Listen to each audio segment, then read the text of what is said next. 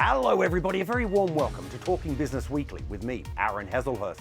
Let's go and take a look at what's on the show. As winter takes hold in Europe and millions struggle to pay their energy bills, just how much progress is being made in bringing in affordable alternatives for the long term? Does nuclear power still have a future? This man runs a company trialling new technology with the US government and tells me why the advances they're making mean it's safer than ever.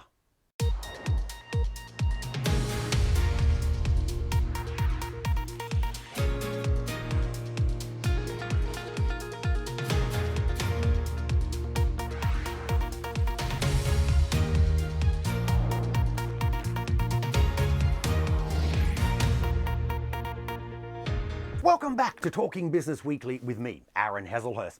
You know, one of the big questions that many politicians have been grappling with ever since Japan's Fukushima disaster is just what role nuclear energy will play in the future. Is it the answer to cutting out fossil fuels and providing a reliable alternative to relying on countries such as Russia and Venezuela? Well, earlier this year, the EU controversially labelled nuclear as a green option, and that was well received by companies like the US firm Lightbridge, which is working on a new form of nuclear energy that it says is safer than ever. And I've been catching up with its chief executive. Seth Grae, a real pleasure having you on my show. Thanks for your time. And Seth, let's just start with this. Just how much is the nuclear industry able to step up to the challenge of supplying all this extra energy needed if we are to move away from carbon-intensive sources? Well, I think the nuclear industry can step up more than any other industry. Right now, there are reactors that are slated to close in Europe that can stay open, provide power, avoid providing hard currency or rubles to Putin for his war, and can also save natural gas for storage in Europe and in the UK for use during the winter for heat, rather than using it for non-heat electricity. Nuclear has the ability to scale up over the coming decade really faster than any other way other than relying on petrodictators for fossil fuels. But Seth, I'm wondering what sort of timescales are we talking about here? Because nuclear power stations notoriously take years to build, and let's be frank, they can cost a fortune. Well, first of all, what we're talking about when we're talking about keeping plants open that are slated to close soon is something that can be done immediately. And then we could look at plants that have been closed relatively recently, particularly in Germany, that perhaps could be reopened, and other plants that over the coming couple of years might have been slated to close that could either keep operating or actually go through power uprates to increase the amount of power that come out of existing plants. And when we look at the reasons why nuclear plants have been delayed, have gone over budget, they're not due to the nuclear part of the reactor. They're not due to the nuclear fuel or the core. The delays are due to complex large welding and electrical work and piping and complex concrete pours, the same reasons why we're seeing bridges go over budget, behind schedule in Europe, the UK, around the world. And in places where several reactors are built, like in the United Arab Emirates or in South Korea, and the skilled workers hone these trades, we see that reactors can be deployed on schedule, on budget. And just briefly, Seth, though, does any of this make financial sense? I mean, can it really compete with renewables? It's the only thing that makes sense.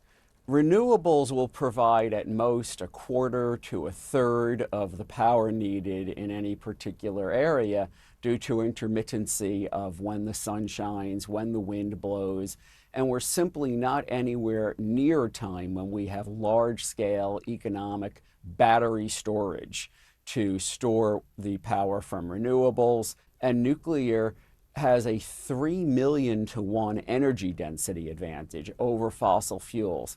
The amount of nuclear fuel to power one entire lifetime in the Western world is about the size of a can of Coca-Cola. This is something that really is necessary to wean us off fossil fuels and also stop dumping carbon into the atmosphere. What about, Seth, the reliance on Russia in this nuclear power world? I mean, again, these are the numbers I've got. Russia owns something like 40% of the world's uranium conversion infrastructure. That's what you need, of course, to turn uranium ore, what we dig out of the ground, into nuclear fuel. Can this really be done without Russia? And also, currently, the largest producer of uranium ore by far is Kazakhstan, one of Russia's closest allies. Well, in terms of conversion, next year the United States will reopen a conversion plant in Illinois.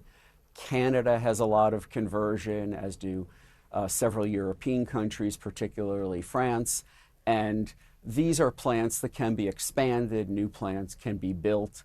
I don't think relying on Russia for conversion is something that will prevent the growth of the nuclear power industry at all. Seth, I want to talk to you about your company, Lightbridge. Bear with me here, because it specializes in making more efficient nuclear fuel. How much scope for power expansion is there just by tweaking what we already have? Because as I understand it, and correct me if I'm wrong, the idea is to get more from what's currently being used from power stations, as you've mentioned, already up and running, just by simply by changing the nature of the nuclear material being used. Is that right? So Lightbridge has reimagined nuclear fuel. We're designing it, we're testing it, we have a strategic relationship with the US government to do this in US government facilities, at national laboratories. And this fuel will bring a tremendous increase in power to the existing reactors or new ones.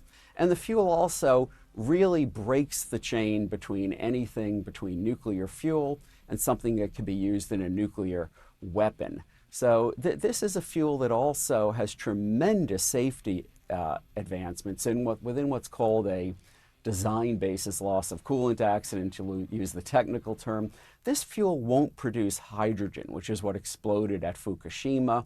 So what we've reimagined and are now testing is really a unique, tremendous leap forward for the nuclear power industry, for the existing big reactors and the coming small ones. And Seth, let me end on this, what some people call the holy grail. Nuclear fusion, a potential source of almost unlimited power. Are we anywhere close to it? Well, the only one we're close to is the sun. And we're getting closer to commercial nuclear fusion. But in terms of reliable, large-scale economic production of fusion power, we're probably still a few decades away.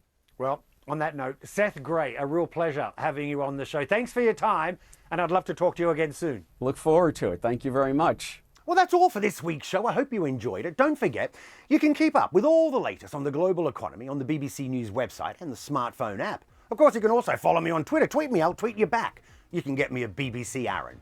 Thanks for watching. I'll see you soon. Bye-bye.